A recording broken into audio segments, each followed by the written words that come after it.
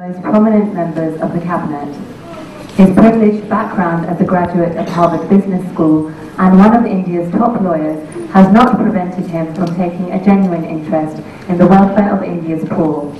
Shri Chidambaram has been very vocal about the importance of education, particularly for girls, and it is these qualities that first led him to visit Asha and one of its project areas in January 2008. He spent time with the residents, was welcomed into their homes, and heard about their difficulties gaining access to banking services.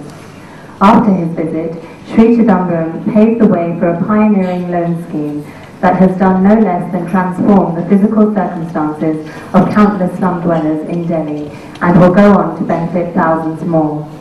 The Home Minister has been an invaluable patron for Asha, one who has a personal investment in seeing the cause of the poor upheld, no matter what other issues may be going on in the country at the time. He has never failed to be present at a ceremony such as this, and year upon year has offered Delhi's slum children hope through raising his own voice on their behalf. Sir, we are truly privileged to have you as our chief guest tonight, and thank you so much for the strength that you bring us as you stand alongside us.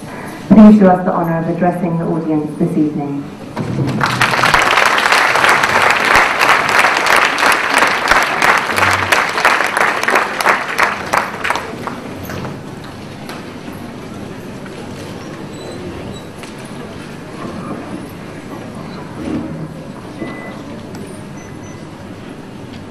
Dr. Kiran Martin,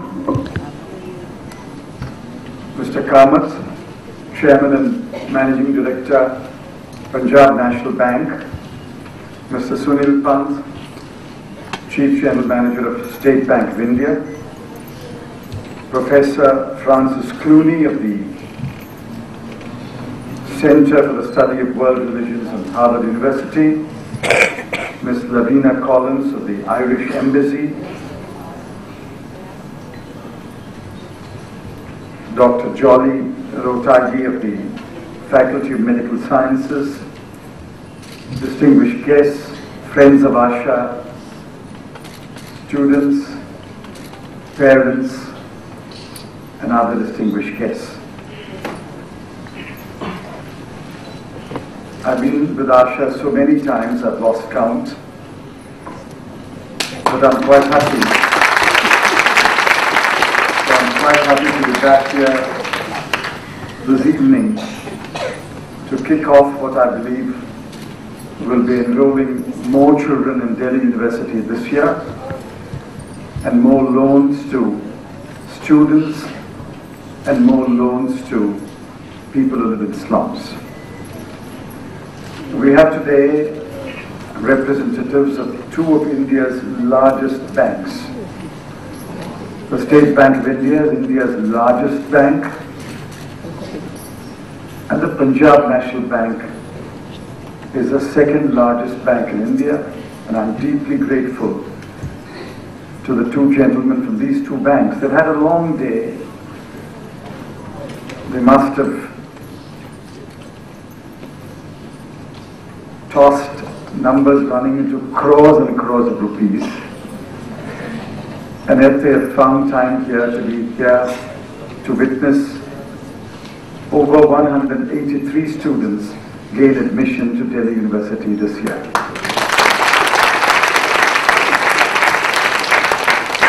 And to Professor Clooney, who gave a wonderful speech,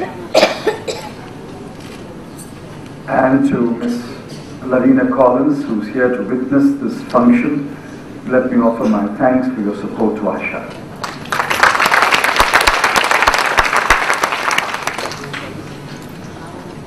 Many of us in this audience, at least the ones that are sitting in these two sections, take a number of things for granted.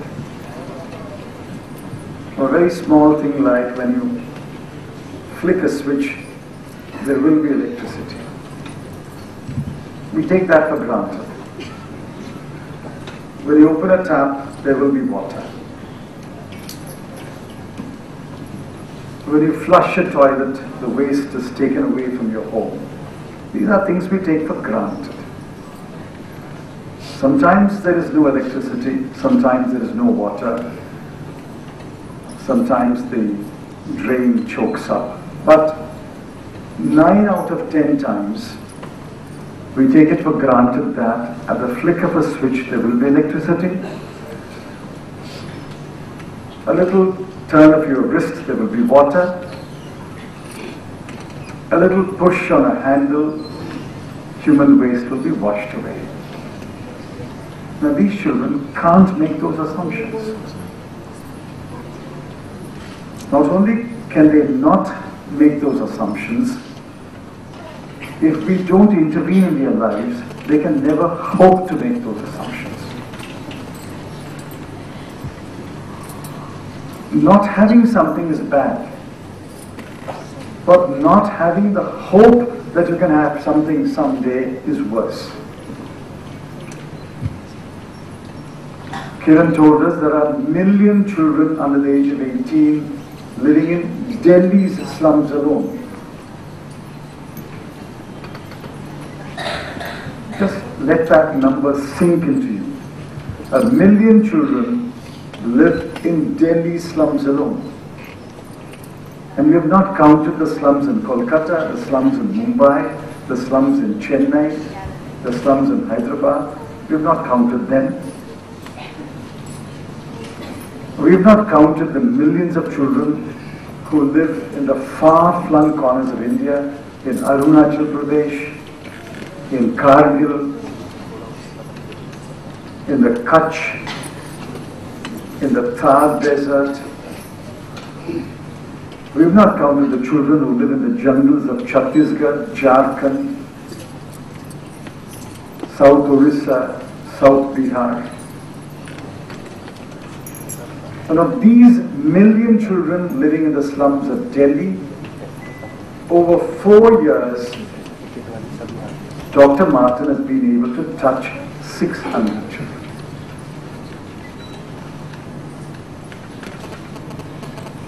It's not even a drop in the ocean. It's a fraction of a drop. There's so much to be done. That is why when someone like Dr. Martin, an institution like Asha, reaches out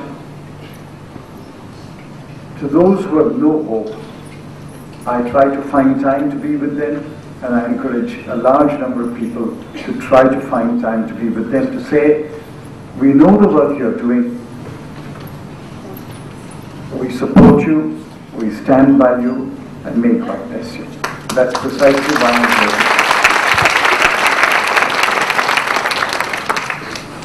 here. Now, these children are poor. They're poor not because God or some power ordained them to be poor. I'm not as religious as Professor Clooney. They are poor because their father and mother were poor. And why were their fathers and mother poor? Because their father and their mother were poor. And why were they poor? Their forefathers were poor. And poor here does not mean only income poverty. Not having an income makes you poor. But they are poor in every other way.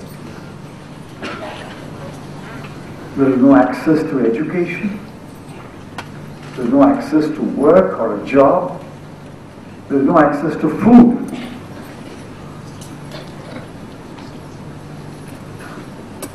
How can they be anything but poor? And if we let them spend their whole lives in that kind of poverty, and we continue to build our lives, I'm afraid we are sowing the seeds of a great catastrophe. I'm not asking any one of you to give up the ways in which you live. Before I ask you to do that, I must tell myself that, and I don't do that either. All I'm asking is, while you live your lives, can we set apart a fraction of our time, a fraction of our energy, and a fraction of our money to take care of these poor people?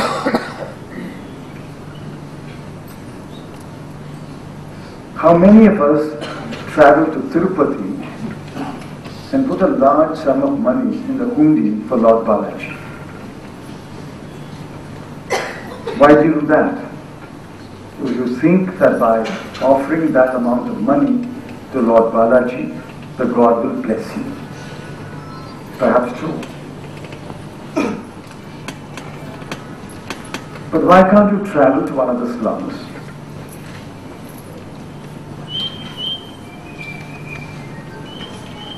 Visit with one of the organizations, Asha or someone. Ask them what they are doing. Ask them, are you vaccinating these children? Are you buying them clothes? Are you helping a lactating mother buy some food? And why don't you give a fraction of the money that we will put in the hundi in Tirupati to one of these organizations? Believe me, Lord Balaji will bless you more for doing what I just now said than if you put money in it.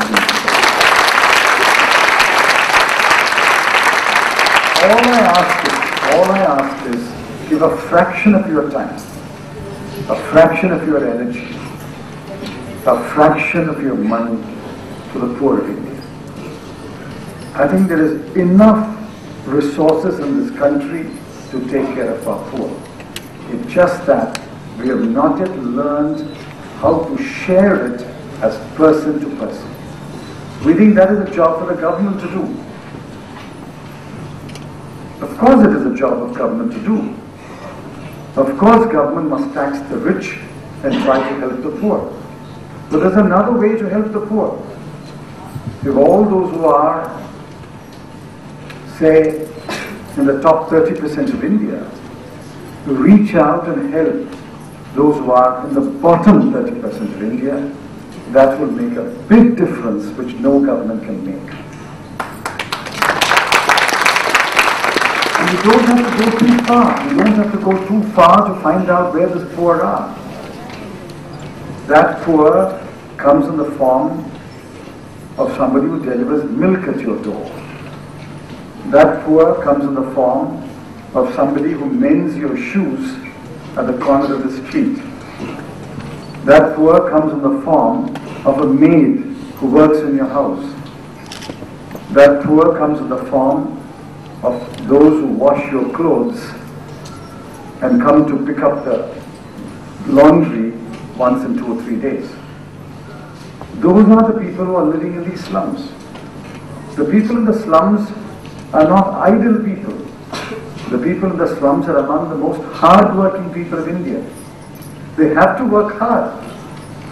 Harder than you and I have to work, because if they don't work hard, they can't even feed their families once a day. They are among the most hard-working people of India. They are barbers, they are dhobis, they are cobblers, they are washermen, they are sweepers, they are the people who keep the public drainage system flowing, they are the ones who sweep the streets of Delhi. These are the people who keep the city going. They have to work very hard. We see them every day. They're not beggars. We see them every day, and yet we do not feel that we owe an obligation to help. And I'm very happy that the first batch of 29, one dropped out. I'm very sorry for that child.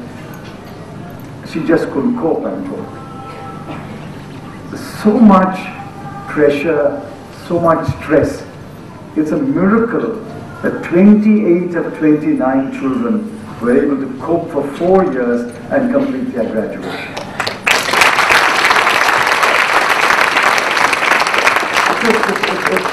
It's a small miracle. And now this year over 187 children are going to join. 4 years later, wherever I am, wherever you are, we look back and ask how many of these 187 children were able to graduate. There's more work to be done. I will seek the help of bankers to do that work.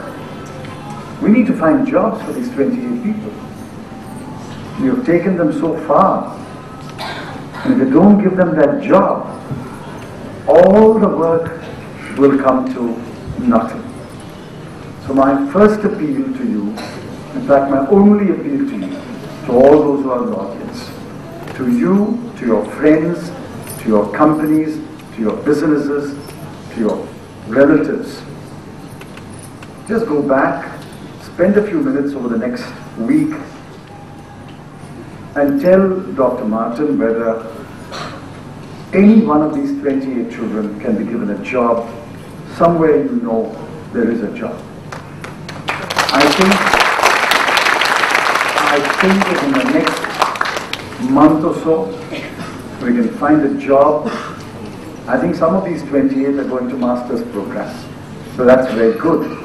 That's a big leap, entering a master's program. But those of these 28 children who cannot go to a master's program, who have to find a job, if we can help them find a job in the next month, that will be the next small miracle that will take place in their lives. Every day, a child from one of the slums of India enters a college.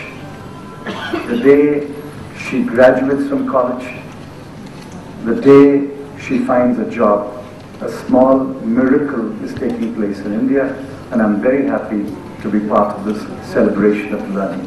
Thank you. May God bless all of you.